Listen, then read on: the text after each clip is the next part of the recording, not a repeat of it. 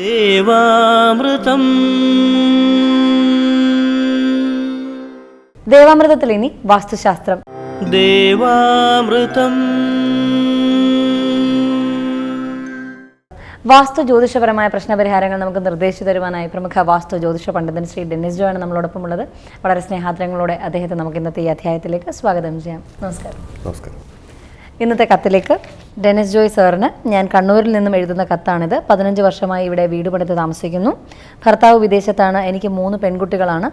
3 പേർക്കും വിവാഹം ആലോചിച്ചു തുടങ്ങിയിട്ട് വർഷങ്ങളായി. ഒന്നും നടക്കുന്നില്ല. വീട്ടിലാണെങ്കിലും യാതൊരു പുരോഗതിയുമില്ല. മൂത്ത മകൾക്ക് ഗവൺമെൻറ് ജോലി കിട്ടും എന്ന് കരുതിയിരിക്കുകയാണ്. പക്ഷേ ഇതുവരെ സ്ഥിരമായി കിട്ടിയിട്ടില്ല. പലരും ഈ സ്ഥലത്തിന് ദോഷമുണ്ട് എന്ന് പറയുന്നു. എല്ലാവിധ ഡീറ്റെയിൽസും ഇതോടൊപ്പം അയക്കുന്നുണ്ട്. ദയവായി മറുപടി തന്ന് സഹായിക്കണമെന്ന് വിജയകുമാരി, കണ്ണൂർ. വസ്തു ശരിക്കും എൽ ഷേപ്പാണ്. ഇപ്പോൾ ഇവരാദ്യം ഇത് വീട് പ്ലാൻ ചെയ്യുന്നതിന് മുമ്പായിരുന്നുവെങ്കിൽ ഈ പറഞ്ഞ പോലെ നമുക്ക് എൽ ഷേപ്പായിട്ട് വരുന്ന പോർഷൻ നമുക്ക് ബേസിക് ഫൗണ്ടേഷൻ കൊടുത്തിട്ട് നമുക്കൊരു ചതുരമോ സമേതരമോ ആക്കിയ ശേഷം നമുക്കതിനകത്തായിട്ട് വീട് ചെയ്യാമായിരുന്നു. അപ്പം ഇത് വസ്തു ഇപ്പോൾ ഇവർ മതിൽ കെട്ടിയിരിക്കുന്നത് എൽ ഷേപ്പിൽ തന്നെയാണ്. ഇവർ ബേസിക് ഫൗണ്ടേഷൻ കെട്ടിയായാലും വലിയ മതിൽ കെട്ടിയായാലും തിരിച്ചിരിക്കുന്നത്.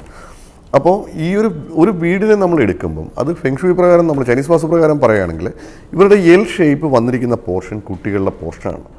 അത് തന്നെയല്ല നമ്മുടെ നോർത്ത് ഈസ്റ്റിൻ്റെ പോർഷനുമാണ്.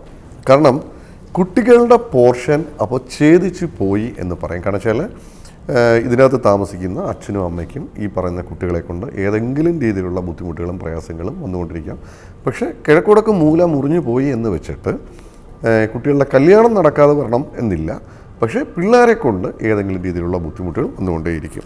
അപ്പോൾ ഇവർക്ക് ചെയ്യാൻ പറ്റുന്ന കാര്യം വെച്ചാൽ എൽ ഷേപ്പായിട്ട് വന്നിരിക്കുന്ന ഈ ഒരു പോർഷൻ ഒരു ബേസിക് ഫൗണ്ടേഷൻ കൊടുത്തിട്ട് രണ്ടും സെപ്പറേറ്റ് ആക്കി തിരിക്കുക. അപ്പോൾ സെപ്പറേറ്റ് ആക്കുമ്പം ഇവരുടെ വീട് നിൽക്കുന്ന ഭാഗവും ഇത് രണ്ടും 2 തുണ്ടാവും. അതുകൊണ്ടുള്ള എൽ ഷേപ്പ് കൊണ്ടുള്ള വിഷയങ്ങൾ പൂർണ്ണമായിട്ട് മാറിക്കിട്ടും. അതുപോലെ നമ്മളൊരു വീട് എടുക്കുമ്പം നമുക്കതിനകത്ത് ഓരോ വീതികളുണ്ട്. പിശാച് വീതി, നാഗവീതി എന്ന് പറയുന്ന പോലെ അതിൽ നമ്മൾ ഏതെങ്കിലും ഒരു വാസ്തുക്കാരെ കൊണ്ട് സ്ഥാനം കാണിച്ച ശേഷമായിരിക്കും നമ്മൾ കുറ്റിയടിച്ച് പ്ലാൻ ചെയ്യുന്നത്. പക്ഷേ അത് കഴിഞ്ഞ് നമ്മൾ മതിൽ കെട്ടുമ്പോഴും നമ്മളൊരു വാസ്തുക്കാരെ വിളിച്ച് കാണിക്കാൻ പറയുന്നത് ഓരോ ഭാഗത്തും നമുക്ക് വിടേണ്ടതായ കുറേ സ്പേസുകളുണ്ട്. അത് ഓരോ പ്ലോട്ട് അനുസരിച്ചാണ്. ഇപ്പോൾ 10 സെൻറ്റിലോ 5 സെൻറ്റിലോ നമുക്ക് ഒരുപാട് ഗ്യാപ്പുകൾ നമുക്ക് വിടാൻ പറ്റില്ല. അപ്പോൾ അതനുസരിച്ച് വേണം നമുക്കവിടെ മതിൽ കെട്ടി തിരിക്കുന്നതിനോ അല്ലെങ്കിൽ കുറയ്ക്കുന്നതിനോ ഒക്കെയുള്ള കാര്യങ്ങൾ ചെയ്യുന്നത്. അപ്പോൾ ഇവരുടെ പടിഞ്ഞാറ് ഭാഗം എന്ന് പറയുന്നത് ഏകദേശം നമ്മുടെ മതിലെ ചേർത്ത് വെച്ച അവസ്ഥയാണ്. അതായത് 25 സെൻറ്റിമീറ്റർ മാത്രമേ മതിലും ഇതും തമ്മിലുള്ള ഗ്യാപ്പുള്ളൂ. കാരണം അപ്പോൾ ഈ പറഞ്ഞ പോലെ അതിൻ്റെ അകത്തോട്ട് ഒരാൾക്ക് നടന്നു പോകാൻ പോലും ഉള്ള സ്പേസ് ഇല്ല. കാരണം സ്പേസ് ഓൾറെഡി ഉണ്ടായിരുന്നു. ഇവർ മതിലിലോട്ട് മാക്സിമം ചേർത്താണ് ഇവർ ചെയ്തിരിക്കുന്നത്. അപ്പോൾ ഇതിനകത്തൊരു കുഴപ്പം വെച്ചാൽ നമുക്കൊരു അമ്പലത്തിന് ചുറ്റും നടക്കുന്ന സ്പേസ് ഉള്ളതുപോലെ വീടിന് 4 സൈഡിലും നമുക്ക് ചുറ്റും നടക്കാനുള്ള സ്പേസ് വാസ്തു സംബന്ധമായിട്ട് വീടിനുണ്ടാവണം. അപ്പം വീടിന് ഇപ്പോൾ ഈ പറഞ്ഞ പോലെ പടിഞ്ഞാറ് ഭാഗത്ത് സ്പേസ് ഇല്ലാതെ വരുമ്പം അതൊരു വേദദോഷമായിട്ട് മാറും.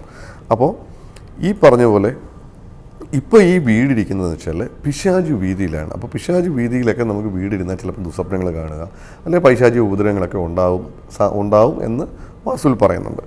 അപ്പോൾ ഈ പറഞ്ഞ പോലെ ഇതിന് വേണ്ടുന്ന പരിഹാരങ്ങൾ ഈ പറഞ്ഞ പോലെ നമുക്ക് ഈ മതിൽ പൊളിച്ചു മാറ്റാനോ ഒന്നും പറ്റുന്നില്ല എന്നുണ്ടെങ്കിൽ ഫെങ്ഷുയി പ്രകാരം നമുക്ക് ഈ വീടിനകം നമ്മൾ എനർജൈസ് ചെയ്യുക. അപ്പോൾ ഇപ്പം മതിലിലോട്ട് ചേർത്താണ് ഇപ്പോൾ വീടിരിക്കുന്നത്. 20 സെൻറ്റിമീറ്റർ ഗ്യാപ്പേ ഉള്ളൂ എങ്കിൽ പോലും നമുക്ക് മെയിൻ വാതിലിൽ ചൈനീസ് വാസ്തുവിൻ്റെ സിമ്പിൾസുകൾ വാങ്ങിക്കാൻ കിട്ടും.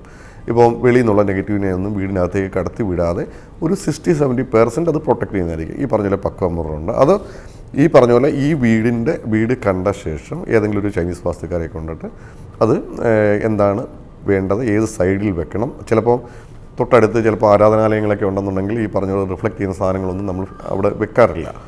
അപ്പോൾ അടുത്തുള്ള ദിശ അത് അടുത്തുള്ള എന്തൊക്കെയുണ്ടോ എന്നുള്ളത് ഒരു വാസ്തുക്കാരെ വിളിച്ച് കാണിച്ച ശേഷം അതിന് വേണ്ടുന്ന പരിഹാര കർമ്മങ്ങൾ ചെയ്യിപ്പിക്കുക. അതുപോലെ കന്നിമൂലയിലായിട്ട് അടുക്കള വരുന്നുണ്ട്.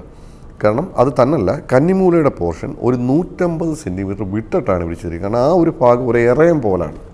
കാരണം പ്രത്യേകിച്ച് ഒന്നും ചെയ്തിട്ടില്ല. കാരണം എനിക്ക് തോന്നുന്നത് നേരത്തെ മിസ്സിങ് കോർണറായിട്ട് വരുന്ന ഭാഗമായിരിക്കാം.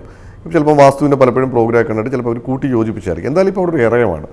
കന്നിമൂല ഭാഗത്ത് തന്നെയാണ് അടുക്കള വരുന്നത്. കാരണം കന്നിമൂല ഭാഗത്ത് കിച്ചൺ വന്നാൽ ആ വീട്ടിൽ താമസിക്കുന്ന സ്ത്രീകൾക്ക് ഒരിക്കലും അവരുടെ ഒരു സ്വസ്ഥതയോ സമാധാനമോ കിട്ടില്ല എന്ന് പറയും. അതല്ല അവരുടെ ആരോഗ്യത്തെ അത് ബാധിക്കുകയും ചെയ്യും. അപ്പോൾ കിച്ചൺ എത്രയും പെട്ടെന്ന് തെക്ക് കിഴക്ക് ഭാഗത്തേക്ക് മാറ്റി സ്ഥാപിക്കണം. അപ്പം തെക്ക് കിഴക്ക് ഭാഗത്തേക്ക് കിച്ചൺ മാറ്റി സ്ഥാപിക്കുമ്പോൾ തെക്ക് കിഴക്ക് ഭാഗം എന്ന് പറയുന്നത് അഗ്നിയുടെ ദിക്കാണ്. അഗ്നിയുടെ അനുകൂല ഊർജ്ജം ഉണ്ടാവും. ഫയർ എന്ന് പറയുന്നത് ചൈനീസ് വാസ്തുവിനെ സംബന്ധിച്ചിട്ട് പ്രോസ്പിരിറ്റിയുടെ സിമ്പിൾസ് കൂടാണ്. അപ്പം സാമ്പത്തികമായിട്ട് കുറച്ചുകൂടെയൊക്കെ നേട്ടം ഉണ്ടാവാൻ അത് കാരണമായി തീരും. അതുപോലെ ഈ വീടിൻ്റെ തെക്ക് ഭാഗം ഒരു ചെറിയൊരു കട്ടിങ് പോർഷൻ കൊടുത്തിട്ടുണ്ട്. കാരണം വെച്ചാൽ തെക്ക് കിഴക്ക് ഭാഗവും തെക്ക് പടിഞ്ഞാറ് ഭാഗവും വെളിയിലോട്ട് തള്ളിയാണ് ഇവിടെ എടുത്തിരിക്കുന്നത്. കാരണം ചൈനീസ് വാസ്തുവിനെ സംബന്ധിച്ചിട്ട് തെക്ക് ഭാഗം എന്ന് പറയുന്നത് വിവാഹത്തിൻ്റെ ഭാഗമാണ്. അതുകൊണ്ട് വിവാഹത്തിൻ്റെ ഭാഗം മിസ്സിങ് ആണെന്നേ നമ്മൾ പറയുകയുള്ളൂ. ഇതിപ്പോൾ ജോയിൻ്റ് ചെയ്യുന്ന സമയത്ത് ആ ഒരു ഭാഗം കൂടി കൂട്ടിയെടുക്കുക. അപ്പോൾ അതുമായിട്ട് ബന്ധപ്പെട്ടുള്ള ദോഷങ്ങൾ പൂർണ്ണമായിട്ട് മാറിക്കിട്ടും. അതുപോലെ സ്ഥലത്ത് ഗന്ധർവൻ്റെയും യക്ഷിയുടെയും ഉപവാസമുള്ള ഭൂമിയായിട്ട് കാണുന്നുണ്ട്. അതിന് വേണ്ടുന്ന പരിഹാരങ്ങൾ ചെയ്യിപ്പിക്കണം. അതുപോലെ ഇവരുടെ ജാതകം എടുക്കുന്ന സമയത്ത് ഇവർക്ക് നല്ല രീതിയിൽ പിതൃദോഷം കാണുന്നുണ്ട്. കാരണം വെച്ചാൽ ചിലപ്പോൾ കുട്ടികളുടെ കല്യാണങ്ങളോ അല്ലെങ്കിൽ തൊഴിൽ മേഖലയൊക്കെ ബ്ലോക്ക് ചെയ്തിരിക്കുന്ന പിതൃദോഷം അതിന് ഒരു പരിധി വരെ അതിന് കാരണമായി തീരും. കാരണം വെച്ചാൽ പിതൃക്കളുടെ അനുഗ്രഹമില്ലാതെ നമ്മൾ ചെയ്യുന്ന എല്ലാ കാര്യങ്ങളും നമുക്കൊന്നും സക്സസ് ആവണമെന്നില്ല. ഈ പറഞ്ഞ പോലെ നമ്മളൊരു ദേവാലയങ്ങളിൽ പോയി പ്രാർത്ഥിച്ചാൽ പോലും ഈശ്വരൻ്റെ അടുത്ത് പോയാൽ പോലും പിതൃക്കൾ നമുക്ക് എതിർന്ന് നിന്ന് കഴിയുമ്പം നമ്മൾ പ്രാർത്ഥിക്കുന്നതും ദൈവങ്ങൾ പോലും കേൾക്കാത്ത ഒരവസ്ഥയിലേക്ക് പോകും. അതുകൊണ്ട് ഇവരെത്രയും പെട്ടെന്ന് പിതൃദോഷത്തിന് വേണ്ടുന്ന പരിഹാരങ്ങൾ ഏതെങ്കിലും ഒരു കർമ്മിയെ കൊണ്ട് ചെയ്യിപ്പിക്കുക, അല്ലെങ്കിൽ അമ്പലത്തിൽ ചെയ്യിപ്പിക്കുക.